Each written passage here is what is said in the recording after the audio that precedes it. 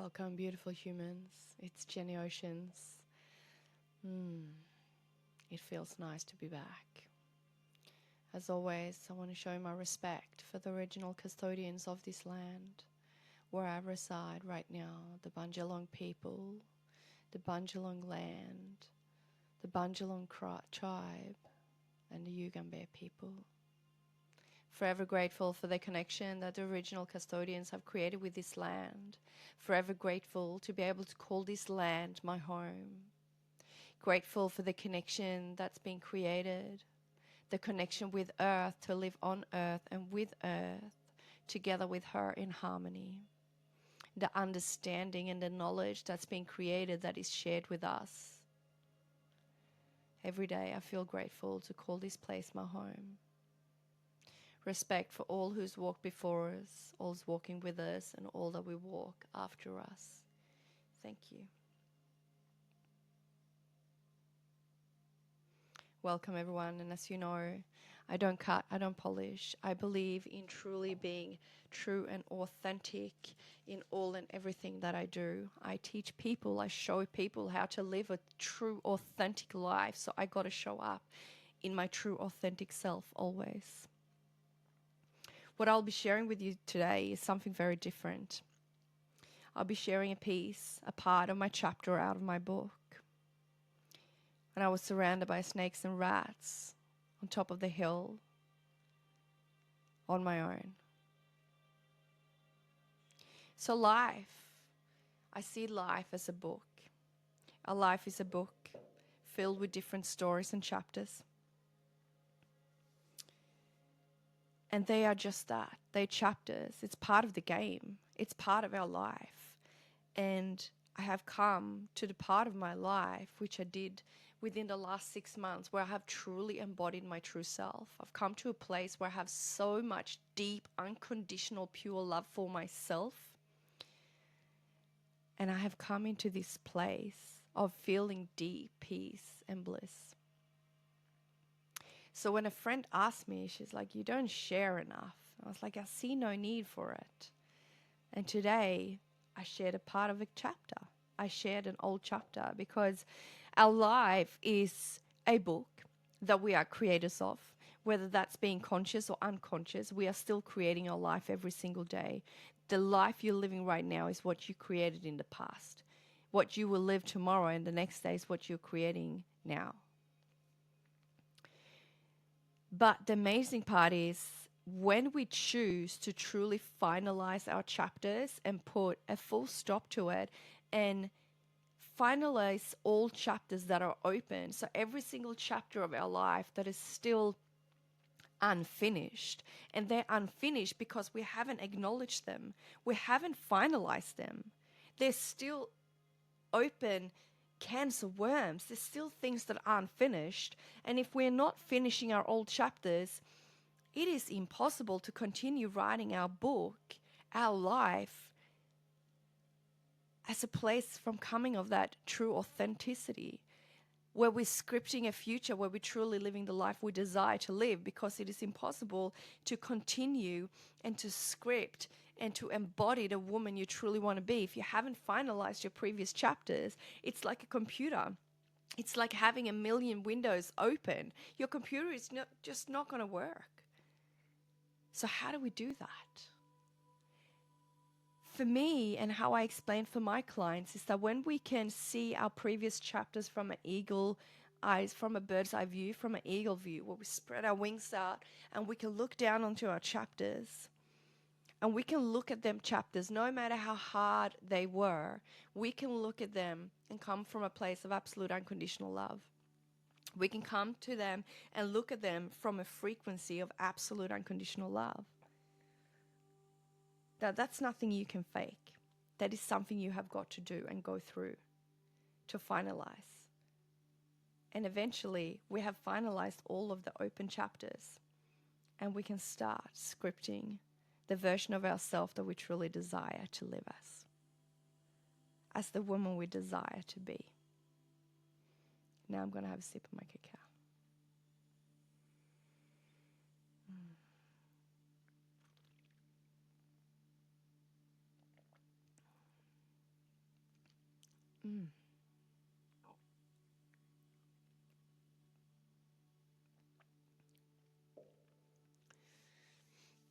So the part that I shared, this beautiful friend, she's been telling me for a while, she's like, you're not sharing enough. People don't know who you are. And I said, well, I don't see the need to ravel the path. I don't see the need to speak about it. And she said, well, you live in this fluffy, everything is amazing part of your life. And I said, yeah. Last 6 months of my life, the past 12 months have been very different. The past 6 months of my life, I have truly embodied my higher self. I've come into a state, a reality where I truly feel like the wealthiest person in the world. I have such deep inner peace. I feel incredibly abundant. I stop myself numerous times a day and say how incredible is life. This life is magic. And it just feels so good to be alive. Now, we all have stories. And I always say there's no story that is worse or better than anyone else. There is no story that is heavier than anyone. You know, they're all just stories. They're all chapters of our book. They're all parts of our life. And when you're able to fly up and spread your wings and just see your old chapters, your previous chapters, from that view,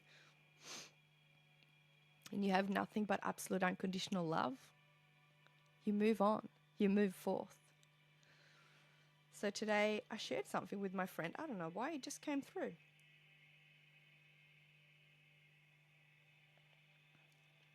And there she is crying. And it truly impacted her. She said, I understand you now in such a different way. And the incredible thing was that I sat there and I was emotionally unattached to that story. Now, for anyone that has done the work, if that's what we're going to call it, know that it takes a lot of work to be able to actually work through an old chapter and to be able to speak about it without any emotions attached to it. Any emotion except pure love for the situation, for the event, for the experience. And I sat there and I told her, and she's sitting there crying, and I had absolutely no emotions attached to it. I just felt love, pure love for that moment, for that experience, that part of my life. It's part of my chapter. It has truly brought me to who I am. And now, yes, that can sound like bullshit and that's what people... It's actually the truth. And you can't explain it until you truly experience it. And now we're going to say, excuse me as I'm sipping on my cacao, but you don't have to excuse me. I'm just going to sit here and sip on my cacao. And if you want to listen to my story, you will. And soak up what you desire to soak up from it. So there was this point in my life where I moved into a shed, a very, very big shed, at the top of a hill. It was just an empty shell. There was cabinets from a kitchen, but no running water. And so a massive shed, concrete floor, basically just a flat, not flat, it was actually on an angle, but a level, like just a really, really large shed at the top of a hill. And there was this cupboard that was meant to be in a kitchen. And that was about it. Now, from the concrete floor up to where the sheets, like the tin sheets that was wrapped around the shed, started, was a gap of about a foot.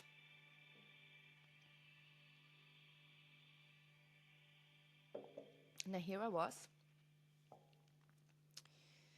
I must have been 30, just before I turned 30, actually. Just before I turned 30. I'm going to explain something else for you. That when we're in a state of fight or flight, time sort of disappears. We don't really understand time. And if you haven't spent a lot of time in fight or flight, this is something that might sound really strange to you.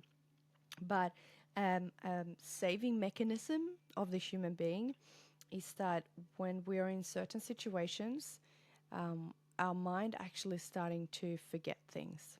There is no understanding of time. Some memories are totally disappeared. So I can't really put a pinpoint on when this actually occurred. But it must have been sometime just before I turned 30. I was in this shed. My ex-husband had decided he was going to drive around Australia, so he bought a mobile home. He found me this shed. I had a job. And he said, let's go and have a look at the pound. We had a dog who was our baby, Oceans, hence my name. I took the name Oceans from our dog. And we went to the pound. I said, I'm not interested in having a dog, another one. Well, he had something else in plan, clearly. We went to the pound and I found a dog, Oki. She's still with me. Fell in love, and my ex-husband was adamant that I was going to get this dog. He obviously had in mind that I had to have somewhere to live and I had to have someone with me. So I got this dog. Anyway, I was in this shed by myself. He disappeared. And didn't disappear, but out of the picture. So I was in this shed. So I had to make do of the situation. Worked in a cafe. I didn't have any money really saved. I was on the other side of the world because I fell in love and I decided to move and leave everything behind to come and be with this person. Very stubborn, as I still am. And there was no way I was going home. There was no way I was coming home with what I thought was with the tail between my legs, saying that I failed. So I was in this shed, make do of a situation. There was a lady that owned a shed and she lived in a house a little bit further down the hill. Now this was a very different lady. She was a very tough lady. Anyway, in this shed, so what do? Well, I had to make a bed, so I built a bed.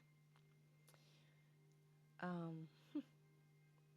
wish I could show you photos, but I actually deleted every single photo that I possibly had from my past life. So I don't have any photos left. For some very strange reason, Google exists, Google Photos. And I get these random old photos popping up. And I don't know why, because I never had Google Photos. But technology works in mysterious ways. So sometimes there's old photos popping up. So I built this big bed. And me and my dog slept in the bed at the top of the hill, in the middle of farm area, barren hinterlands. And I was basically surrounded by snakes and rats and frogs and all different things.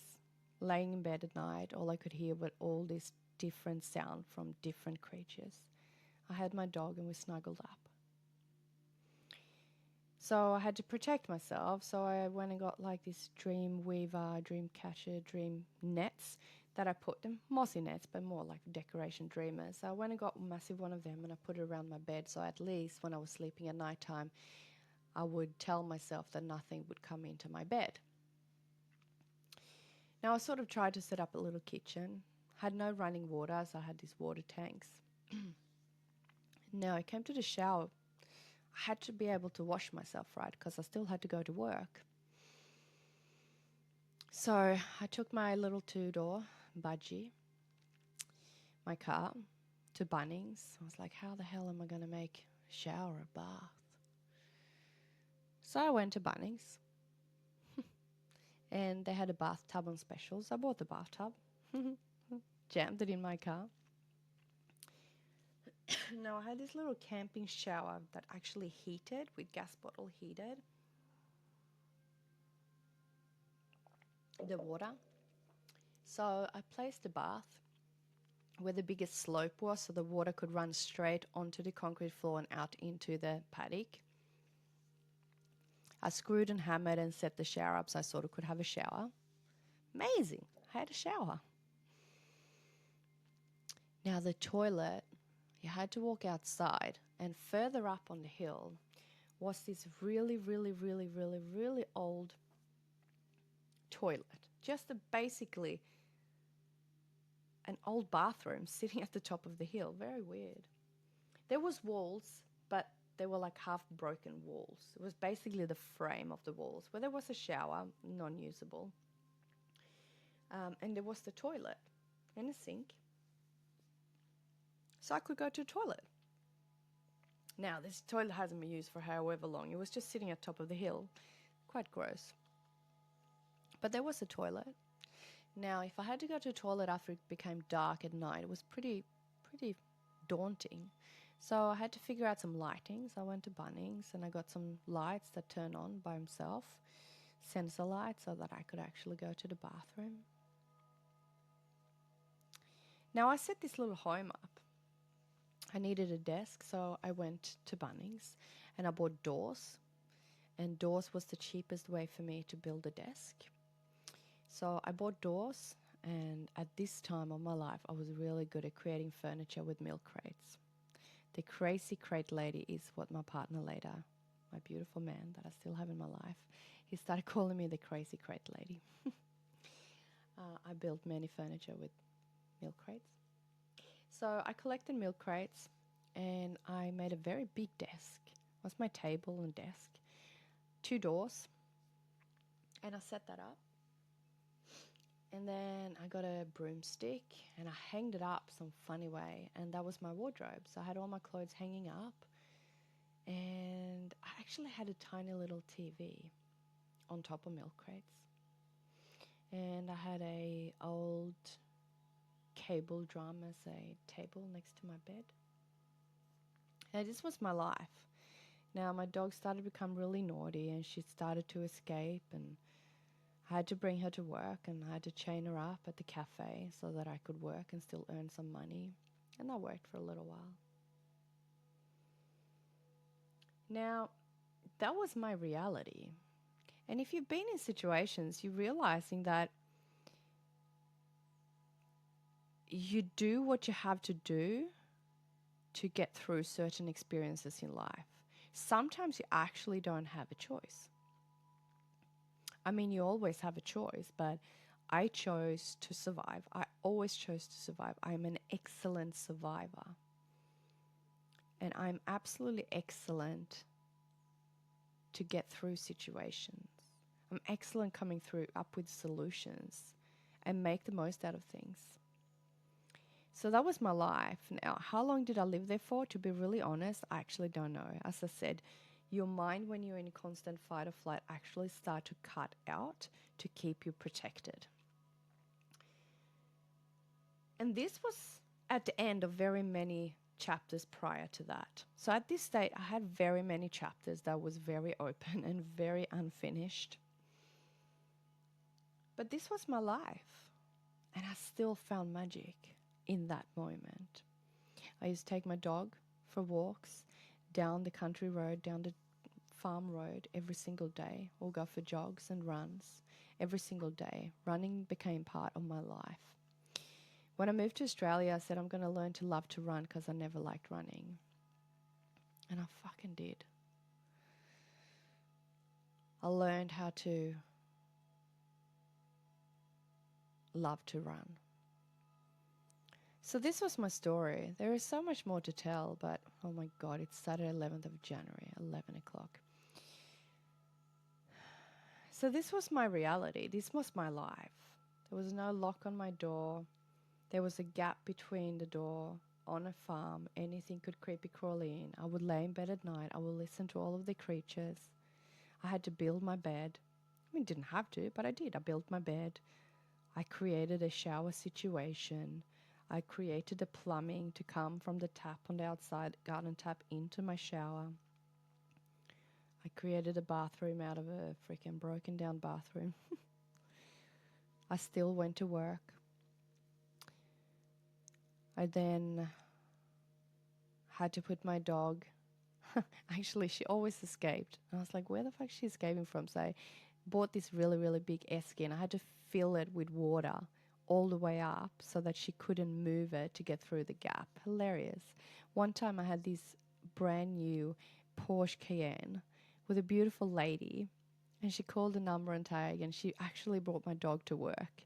And she said, oh, your dog looks so lost. She found her right at the front of our shed. She was just running around. She was a puppy. And this beautiful lady, I said, oh my gosh, you put my dog in your like brand new Porsche can. And she didn't care. She was just so happy to look after my dog. But this was my reality, and that was just life, you know? And looking at it now, I have absolutely no emotional attachment to it except love. All I have is truly love. And there's so many more parts of that. But years before that, I remember this vivid time.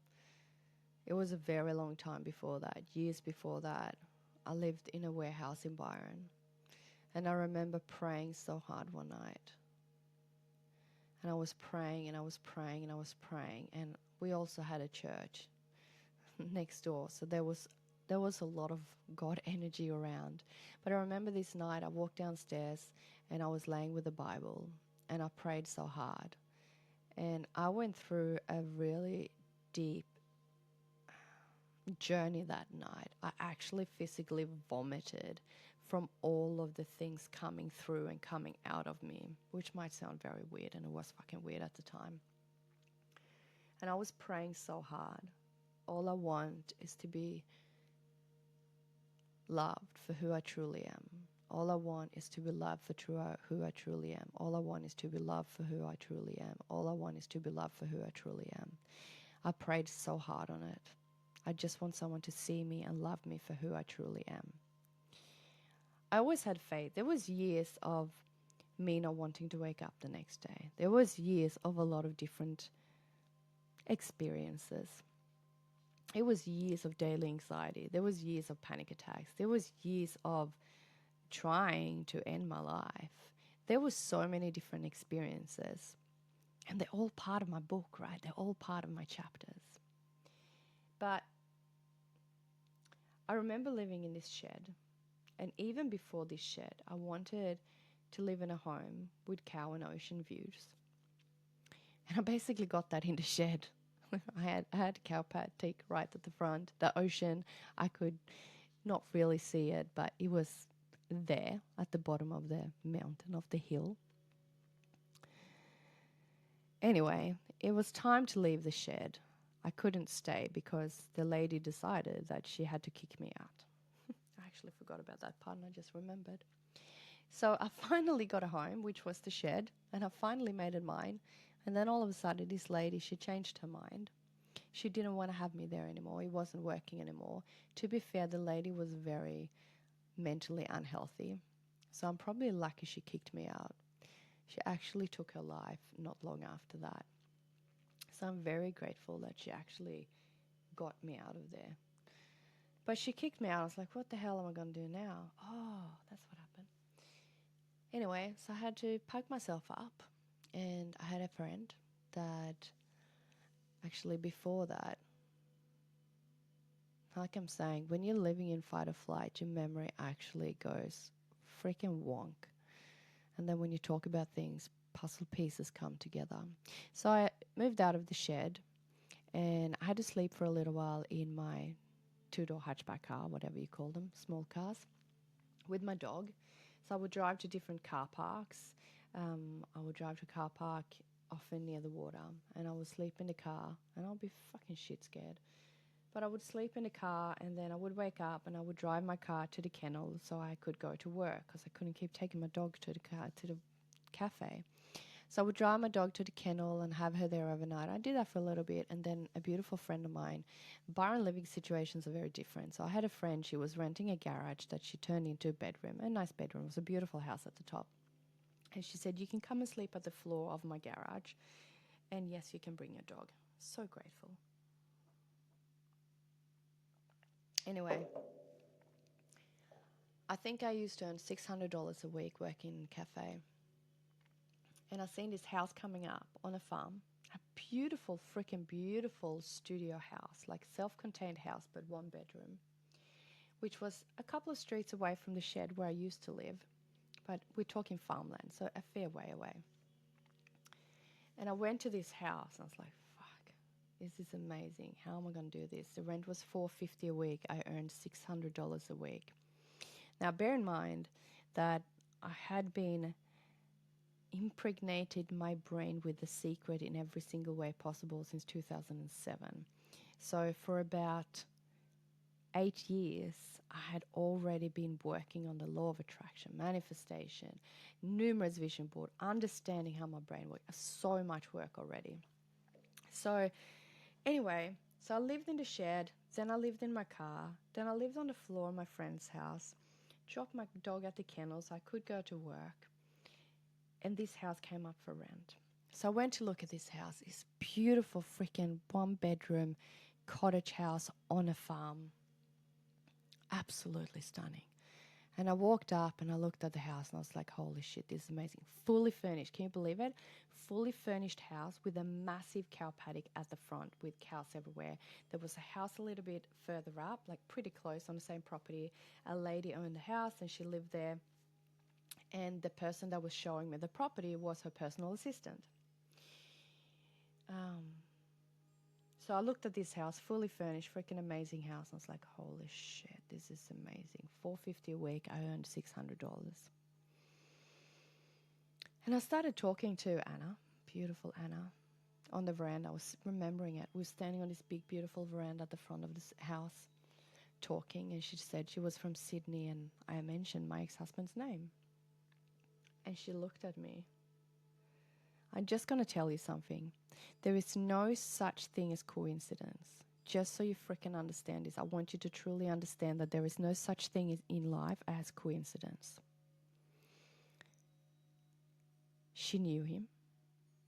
They used to spend a lot of time together in their 20s. And she looked me straight in my eyes. And she said, the house is yours. And I went, holy shit, did you look at my application? I earn $600 a week. She goes, I don't care. She goes, if you have spent 8 years with this man and you are here right now, the house is yours.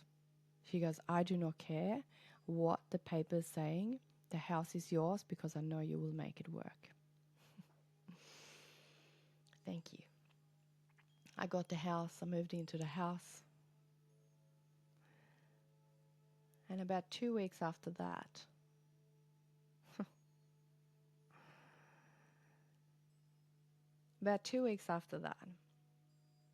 a friend said to me, oh, maybe a bit more than 2 weeks actually. Again, when you're living in constant fight or flight, your brain cuts out. A while after I moved in, not long though, my friend said, come to the pub after work. I said, oh, don't want to. Anyway, I went down to the pub. There was this guy. I was like, oh, okay, let's see if I still got it in me. And I did.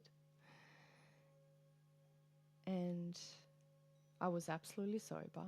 Went home. Did a few things and then went home. You know what happened. And, you know, in the morning, I still remember it. I was in the shower and he walked in and I absolutely freaked out. And he couldn't understand why I freaked out. We still joke about it sometimes. He said, you looked so scared. And the thing was, I said, I just want someone to see me for who I am and love me for who I am. And he fucking did that. He did that. He really did. He seen me for who I was.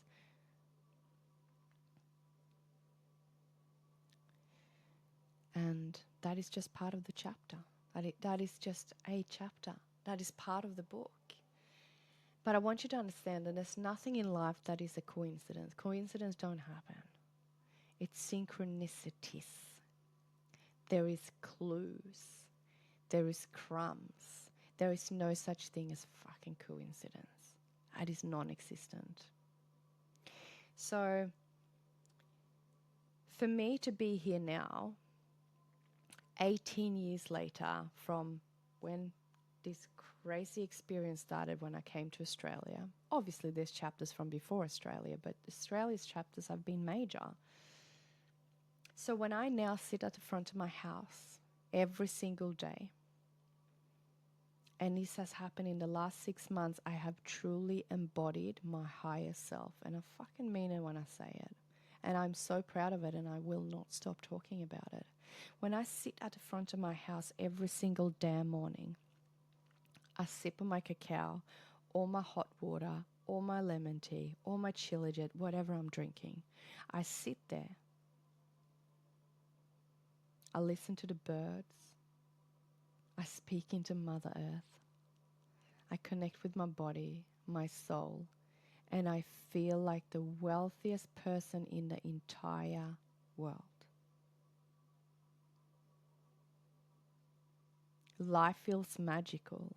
Yes, I would love a new house, and I know it's coming. And yes, this might look different, but these are all physical, tangible things. But the thing is that none of these things that I thought were going to change my life were actually going to change my life. The thing is that I had to change from the inside out, and I fudging have done that. That feeling that I feel internally, if someone dropped $2 million into my account tomorrow, the feeling that I have inside would still be the same. It wouldn't change because there was a new house, or because there was a new area, or because there was more money, or more this, or more that. That internal feeling that I have would not change for something in my external world.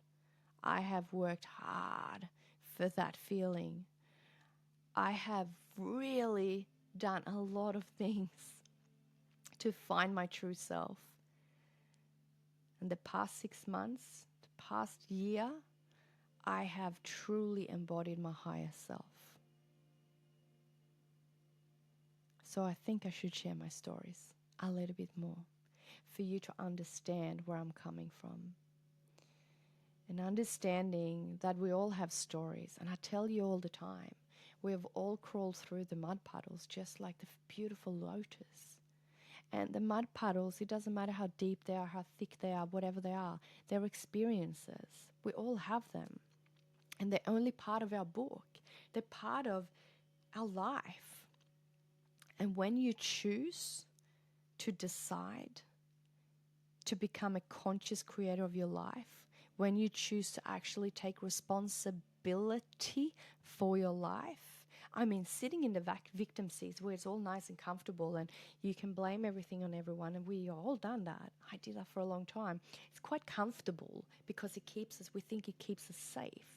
But when we decide to leave that seat because it's actually not serving us, and we start to take responsibility for our life, and we actually want to go into our previous chapters that are unclosed, we want to go back to them. And I'm not saying we're going to go back and cry about them. I'm saying we're going to go back to the chapters until we can see them from a bird's eye view, and we can actually put a stop, finalize our previous chapters and close them. And once we have closed all previous chapters, we can actually move on and start scripting the future as the way we truly desire to live. And I tell you what, I truly have embodied my higher self. I love myself deeply and completely in every single damn freaking way.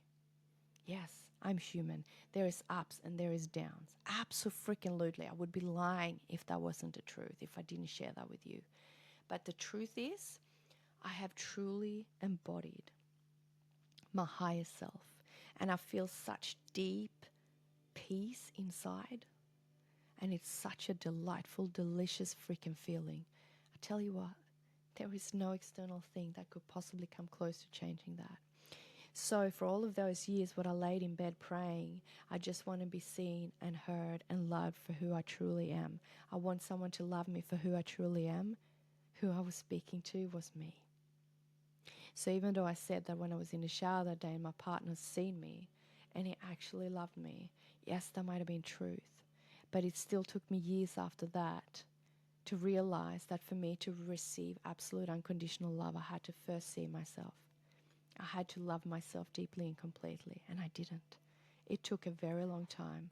It took me to freaking crumble to the bottom to start realizing that if I want to be seen, heard, and loved for who I truly am, I need to start listening to myself. I need to start seeing myself, and I need to really freaking love myself. And that takes practice. And that was my dog waking up from a dream. And I'm so proud of all and everything that I have done, because I sit here now so proud of myself. And for many reasons. But there is so much understanding. I choose to be the student. I choose to educate myself. I choose to learn. I choose to thrive for more.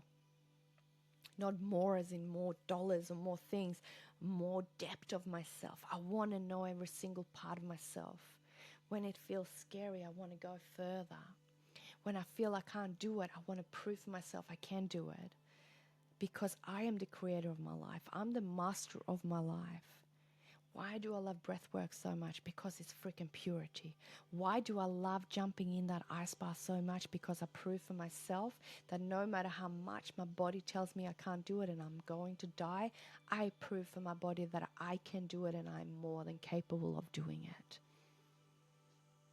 Over and over and over and over and over again, I have proved for my body that I am more than capable of doing things. Now, I did that for a very long time, but I did that for a very long time in a state of fight or flight. I was absolutely ruining and wrecking my internal body to the core.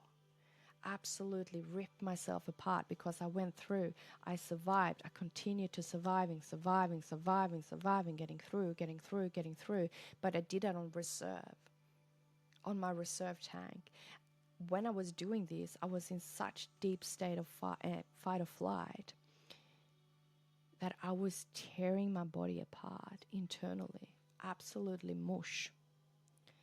And continue on that for so long takes its toll on your body and on your mind. And I came to the point when I had my daughter that I knew I had to make a change. So I decided, I took responsibility to make a change, and I did. I freaking reprogrammed my mind in such a deep way. Am I finished? I don't believe we're ever going to be finished. But I have embodied my higher self. I'm in such clear connection to my higher self, and I live with such bliss inside of myself, in such deep peace, and I'm so in love with life. Yeah.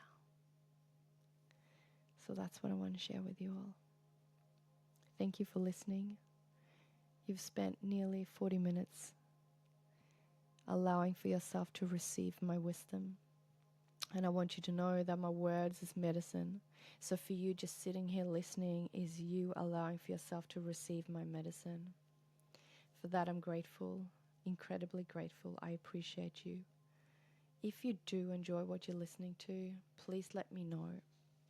If you enjoy it, please share with your friends and family. Allow for other people to listen to my stories. Hey friends. To listen to my stories. My dog, Oki, the one that was with me in the shed, she's still here. Allowing for yourself to receive. I say it all the time. When you find people that light you up, allow for them to continue to light you up. Soak their light up as much as you possibly can. If that's listening to free podcasts, freaking listen over and over and over and over and over again until you're ready to commit, until you are ready to take responsibility and actually take action to make change in your life. When you are ready to step into that, let me know and I'll show you the way. So much love. And if you're listening to this right now on the 11th of January, 11111, if if you're listening to this now, I highly encourage you and invite you to have a look at my Ultimate Self-Discovery Retreat happening 7th to the 9th of March. It will sell out. It will be a fully booked retreat. At the moment, I have a few spots left. 3 days, 2 nights of absolutely deep transformation, of finalizing chapters and calling in your true self and embody your true self and understanding how to continue that journey for the rest of your life, being absolutely held and supported. It is not a relax by the pool retreat. It is a deep, deep transformational retreat for the woman that is truly ready to jump out of that victim seat and start taking responsibility for your life. That might sound triggering, and that's okay. But when you're ready, you know when to find me. Sending you so much love and light. Mwah. Thank you for listening.